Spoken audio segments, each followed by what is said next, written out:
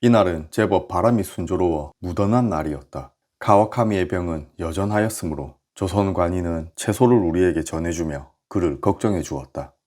우리는 전날 두 관인에게 분선에 관한 일을 맡겼었다. 이날 그들의 속간이 찾아와 나누어 가는 것이 좋겠다고 알려주었다. 나는 이들에게 그러하겠다고 답하였다. 나와 아랫사람 그리고 뱃사람 12인은 새로운 배로 타기 위해 짐을 꾸렸다. 새로운 배는 지체 없이 바로 왔다. 나를 비롯한 뱃사람 절반은 새로운 배로 옮겨 탔다. 선장이 우리가 탄 배를 살펴보고 내게 알리길. 지금 옮긴 배가 작아서 갑판 위에서 취사를 할 수 없습니다. 배 안에 들어가서 취사했으면 좋겠는데 그들이 허락하지 않습니다. 나는 오자명과 박국량에게 글을 써 부탁하길. 이 배의 선체가 작은 탓에 취사가 어렵습니다. 지난번 배 위에서는 선 내에서 취사를 하였는데 이 배에서는 금한다고 합니다. 실로 곤란합니다. 우리가 취사하는 것을 금함으로 그대의 뱃사람들로 하여금 우리의 밥을 짓게 하는 것도 괜찮을 듯 합니다. 이에 자명과 국량이 취사를 허락하니 조선의 뱃사람들이 마츠모토를 불러 배 안에서 밥을 짓도록 하였다. 밤이 찾아오자 조선 관인들이 돌아갔다. 그런데 하늘에서 비가 조금씩 내리기 시작하더니 그치지 않고 내렸다. 다행히도 새벽이 되자 날이 쾌청하여 나는 기쁜 마음으로 두 관인에게 편지를 보냈다.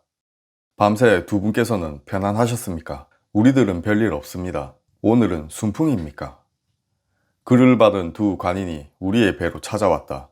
바람은 불지 않으나 날씨가 좋으니 출발하겠습니다. 카와카미의 병세도 잊지 않고 물어봐 주었는데 이날 새벽 카와카미는 조금 나아졌는지 일어나서 자리에 앉아 있었다. 10시가 되어 조선의 모든 배가 닷을 올리고 돛을 올렸다. 이날 물결은 일지 않고 잔잔하여 마치 온화한 봄날 같았다. 호송선에서는 가끔씩 음악을 연주하였다. 육지가 없고 바다가 하늘에 이어져 있었다. 배가 똑바로 나아가니 두 마을이 보였다. 두 마을 사이에는 소나무가 울창한 높은 산이 있었다. 동남쪽으로 우리 배는 나아갔는데 배 양쪽으로 산기슭이 보였다. 동쪽 기슭은 아득하였고 백사장이 펼쳐져 있었다. 많은 봉우리와 골짜기에서 구름이 일어나기도 하고 안개가 끼기도 하며 배가 나아가는 대로 경치를 바꾸었다. 그 모습이 마치 아름다운 경치를 다투는 듯하였다. 우리는 그곳을 지나 해협을 들어갔다. 조선 사람이 이곳을 지도라고 알려주었는데 만호 오자명이 머무는 곳이다. 조선인 선장은 멀지 않은 곳에 임자도가 있다고 알려주었다. 해협은 대체로 동쪽을 향해 있었지만 종종 남쪽이나 북쪽으로 굴곡을 이루었다. 좌우에는 구름과 산이 중첩되어 있었고 기암괴석이 곳곳에서 아름다움을 다툴 만큼 빼어난 풍광이었다. 우리는 해협을 빠져나와 남쪽으로 조금 이동 후 저녁 무렵에 한 만에 이르러 닷을 내렸다.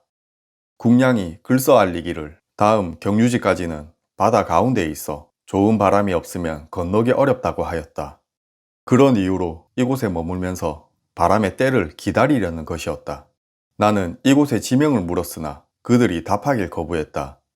조선 선장에게 전라도인지 경상도인지 물으니 전라도 아니라고만 말하였다. 나는 시를 지을 때 쓰고자 한다며 핑계를 대고 지명을 재차 물었으나 선장은 나주에 속한 여러 섬입니다 라고 답하였다. 집요하게 섬의 이름을 물었더니 그는 팔금도라고 말해주었다. 전라도까지 왔다는 사실에 기쁨에 취한 나는 설탕과 유구의 술을 내어 먹고 마시게 하였다. 아침에 바람이 순조롭게 불어오니 우리는 이내 출항할 수 있었다. 팔금도를 벗어나 동남쪽으로 나아갔는데 7, 80리 정도를 항해하여 닷을 내렸다. 이 만은 수면의 지름이 겨우 400보 정도이고 북쪽에 산은 높고 바위가 바닷가 절벽에 첩첩이 쌓여 있었다. 풀도 아직 마르지 않아 나무들이 곳곳에 붉은 단풍을 이루었다. 이곳에는 집이 딱 두 채만이 있었다. 나는 이곳의 풍경을 노래하고 싶어 절구를 짓고자 지명을 물어보았으나 역시나 모른다는 답만이 돌아왔다. 이들이 지명을 알려주지 않아 나는 집이 두 채 있는 섬이라는 뜻으로 이가도라고 이름을 붙였다. 시의 제목은 8월 8일에 이가도에서 쓰다로 정하였다. 머물다가도 떠나야 함을 의심치 않으나 감회는 지극하니 돛을 올려 날마다 구름 사이를 지나노라면 바람과 조수가 나를 머물게도 하지만 어찌 싫어하랴. 천행으로 편안하게 돌아가는 길이라. 순풍에 닷을 올리니 위도 땅인데 넓고 넓은 바다에 손님이 탄 배를 몇 날이나 머물게 하였던가. 사람됨이 정도 있고 지혜로우니 교묘한 말과 꾸민 얼굴빛이 저절로 사라지네. 경치를 볼 때마다 떠오르는 안파포. 비인에는 유독 인과 의가 넘치니 예로서 어려움을 구하고 객을 엄격하면서도 아껴주니 다른 경치에도 발걸음 더디네. 배 안에 모두는 잠이 들어 있었다. 나는 혼자 깨어 바다와 하늘과 달을 마주하고 있는데 배 근처의 풀숲에서 귀뚜라미 소리가 끊이지 않으니 깊은 감회를 말로 다 할 수 없었다. 남풍이 불고 풍랑이 일었다. 비가 내리고 이내 어두워져 이 섬에서 머물게 되었다. 새벽 일찍 우리에게 닭과 채소를 속간인들이 가져다 주었다. 오자명의 글도 함께 왔는데 그 글을 읽어보니 이곳은 한 달간 비가 내리지 않아 대신 다른 채소를 구해 보내드리니 양해해달라는 내용이었다. 그리고 이어 카와카미에 설사병에 차도가 있는지 물어봐 주었다. 한시가 급하지만 비로 인해 배를 띄울 수 없게 된 것에 대한 미안함 때문일 것이다. 나는 답글을 보내 이들의 마음씀에 감사함을 표했다. 우리는 조선의 국법에 따라 지급되는 양미를 빠짐없이 받았었다. 안파포에서 고군산에 이르기까지 제공받은 양차는 털끝만큼도 어긋남이 없었기에 이 시점에 우리는 많은 양식을 싣고 있었다. 그래서 처음에는 이를 받는 것을 고사하기도 했었지만 이를 받지 않는 것은 조선 왕의 정성을 거절하는 것이라고 관인이 이야기해 주었던 적이 있었던 터라 나는 이후 거절하지 않고 지급하는 양미를 모두 받았다. 그 양이 충분히 먹고도 남았다. 이날 밤낮으로 바람이 불고 비가 내렸는데 특히 심하여 오후에도 출항은 힘들었다. 비바람이 그치지 않으므로 박국량은 우리에게 안부를 묻는 편지를 보내왔다. 어젯밤 비바람을 어찌 견디셨습니까? 아마도 편히 주무시지 못했을 듯 합니다. 성남 파도가 이처럼 그치지 않아 오늘 배를 띄울지 결정하지 못하였습니다. 이를 어찌하면 좋겠습니까? 알려오신 뜻은 잘 알았습니다. 귀군께서도 역시 걱정하시면서 새벽을 맞이하셨군요. 우리의 생각도 오늘은 배를 띄우긴 어렵다 생각했습니다. 10시경에 날이 개이고 바람이 조금 누그러져 두 관인은 편지로서 출항을 알려왔다. 나는 살해하고 출항을 준비하는데 갑자기 열병이 나서 갑판 위에 누워버렸다. 해야 할 일을 하지 못했고 지형을 그리는 일 또한 그만두었다. 어두워질 무렵 큰 섬에다 닷을 내렸다. 이런저런 일들이 있었지만 나는 필담을 나눌 수도 없을 만큼 아팠다. 날씨가 좋아졌으나 나는 병이 나서 식음을 전폐하였다. 어찌저찌 배를 띄웠는데 또다시 강한 바람과 파도가 배를 괴롭혔다. 해질 무렵이 되어서야 큰 섬에 도착하여 닷을 내렸다. 자명과 국량은 내가 있는 배로 넘어와 내가 아파 누운 것을 보고는 위문하였다. 나는 붓을 들어 그들에게 나의 상황을 알렸다. 제 병세를 자세히 알아주셨으면 좋겠습니다. 어떤 병인지 알지 못하나 먹은 음식이 내려가지 않고 기침이 나면서 토할 것 같고 번갈아 가면서 춥고 더우며 모든 뼈마디가 아픕니다. 이후 나는 몸에 병이 들어 조선인과 필담을 나눌 수 없었다.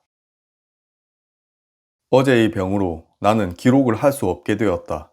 그러므로 조선인과의 필담도 나눌 수 없었다. 이날을 시작으로 다대포항에 도착하기까지 마츠모토의 일기에 의거하여 나의 기억을 바탕으로 후에 일기로 기록하였다. 날이 맑았다. 수로로 10리 정도가 한 섬에 배를 세웠다. 작은 배 수척이 밧줄로 당겨서 밤 이경에 포구에 닿았다. 나는 아파서 바람을 쐴 수 없어 갑판 아래 누워 있었는데 경치가 좋은 곳을 지날 때마다 종복들이 나를 깨우므로 때때로 머리를 들어 바라보았다. 그 기이한 경관이 지금도 내 눈앞에 선하다. 이날도 바람이 없어 배를 끌어 이동했다. 저녁 무렵에서야 항구에 닿았다. 조선인이 마츠모토에게 알리길 좌도라고 하였다. 종복들이 와서 추석 보름달이 밝고 바다에 구름 한 점 없으니 풍광보기를 청하였다. 나는 두세 사람의 부축을 받아 일어나 사방을 보니 온 바다가 흰 달빛을 품고 있었다. 물끝에 흰 파도가 구슬처럼 부서졌다. 박국량과 오자명을 대신할 관인들이 찾아왔다.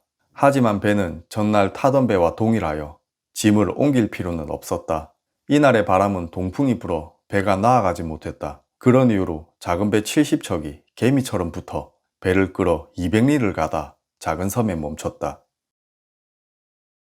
아침에 배를 띄웠으나 1리를 이동한 후 조류와 바람 모두 항해의 불리함을 깨닫고 잠시 작은 섬에 의지하여 닷을 내렸다. 미시에 다시 배를 띄웠으나 20리 정도 가서 다시 작은 섬에 멈춰 머물렀다. 우리가 탄 배는 작은 배에 묶어 배를 끌어 이동하다 멈추다 하며 조금씩 나아갔다. 8월 21일이 되어 낮에 작은 섬에 정박하였는데 이곳에서 호송관이 또 바뀌었다. 우리는 계속 나아갔다. 밤에도 항해를 하여 이경에 이르러 포구에 닿았는데 이곳은 경상도 순천이라 알려주었다. 우리는 물품을 다른 배 2척으로 옮겼다. 나는 병이 깊어져 일어날 수 없었다. 뱃사람들이 나를 부축하여 다른 배 안쪽으로 옮겼다. 이날 배를 옮겨 타는 준비를 하느라 출발하지 못했다. 우리는 동풍을 타고 경상도 순천에서 출발하였으나 역풍이 불어 가지 못했다. 그래서 작은 배들이 우리 배를 끌어 수로로 60리를 가다 해협 가운데에 있는 한 만에 머물렀다. 조선인은 이곳을 옥포라고 알려주었다. 우리는 이곳에서 바람을 기다리며 며칠을 쉬었다. 서풍이 불어 옥포를 출발해 동쪽으로 20리 정도를 갔다. 해가 질 무렵 밧줄로 배를 끌어 방파제 안쪽으로 넣었다. 동쪽으로 100리를 항해하니 항구가 하나 나왔는데 이곳을 가덕도라고 불렀다. 이곳에서 배를 다시 옮겨 탔고 관인 또한 바뀌었다. 조선에서의 항해는 바람이 멈추면 늘 작은 배가 나타나 우리의 배를 끌고서 갔는데 이날도 80리를 가서 포구 안에 닷을 내렸다. 이곳을 다대포라고 하였다. 다대포는 일본으로 건너가는 곳인 부산포로부터 50리 떨어져 있다고 하며 부산의 서쪽에 있다. 포구 안에는 마을이 수백 포에 걸쳐 이어져 있었다. 바닷가에는 성곽을 쌓았는데 성벽은 높지 않으나 외곽은 서너 겹이었다. 이 포구는 과거에는 일본으로 가는 통로 역할을 하는 항구였다고 한다. 우리는 8월 금음에 다대포에 도착하여 이후 대마도의 간선으로 옮겨갔는데 이곳에서 30일 동안 체류하였다. 대마도 사자와 상간 등이 탄 배는 막포가 적색과 백색으로 되어 있었고 나머지는 청색과 백색으로 이루어져 있었다. 다대포에 도착한 이후에는 대마도의 관인들이 조선인의 말을 통역하여 내게 전해주었기에 필담을 할 필요가 없었다. 다만 동네 부사와 부산 첨사와 주고받은 글에만 직접 썼을 뿐이다. 그러므로 대마도가 처분한 일에 대해서는 이곳에 적지 않고 따로 분류하여 우리나라 말로 적어 후편을 만들었다. 지금 우리가 읽고 있는 조선표류일기는 본래 전편과 후편으로 되어 있었습니다. 조선인과 필담을 나눈 내용을 적은 7권의 전편과 대마도 관인과 만남을 시작으로 신문을 받을 나가사키까지의 여정을 기록한 후편으로 이루어집니다.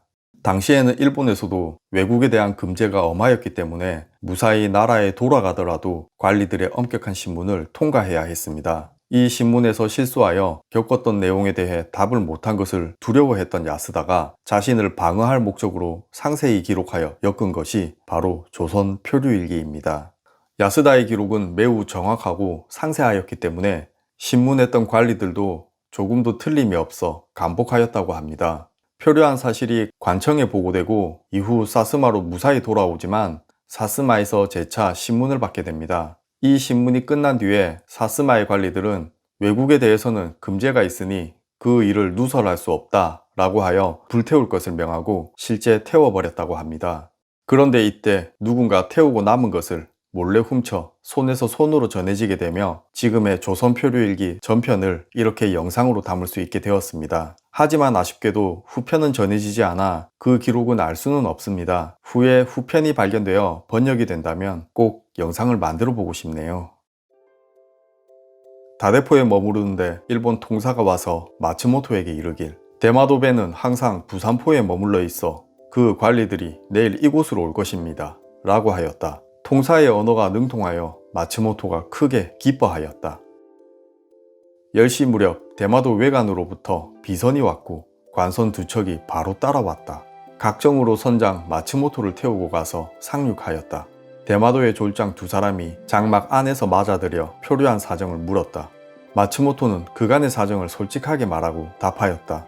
나는 마츠모토로 하여금 나와 카와카미의 병을 알리고 의원을 청하였다. 여명이 찾아오는데 카와카미의 종복이 갑자기 찾아왔다. 그리곤 카와카미의 소식을 일렀다.